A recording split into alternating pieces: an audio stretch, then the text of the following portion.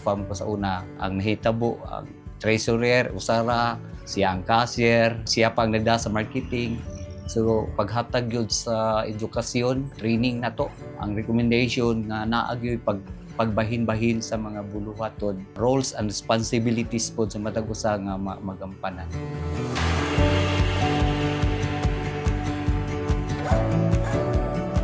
So pinaagi sa Sustainable Coconut Project, napataas ang mga membership sa cooperative, napataas po ang mga suppliers ng padagan namo.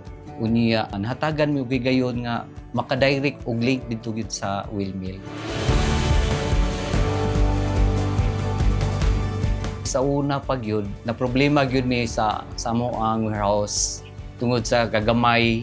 Unya, mapiktuhan ang quality tungod kay mag-ulan, magbaha usahay, musulod ang tubig. Niya karon dako kay namo gyud nga magpasalamat sir nga nahatagan gyud mi facility nga makaangkon niyan ng warehouse nga amo ang gipangandoy.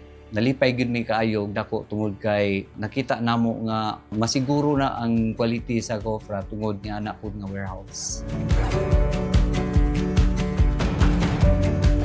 Ang major changes nga gibuhat namo sa kooperatiba katong paghatag og dugang atas nga presyo sa mga mag-uuma sa lubi.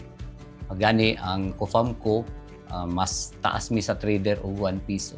Kaduha, gihatagan namo sila og incentives nga 25 centavos per kilo ang mga farmer nga nagabaligya sa kooperatiba. Unya ang ikatulo, gina-pick up gyud namo ang ilahang mga produkto gikan sa ilahang mga sa farm gyud mismo.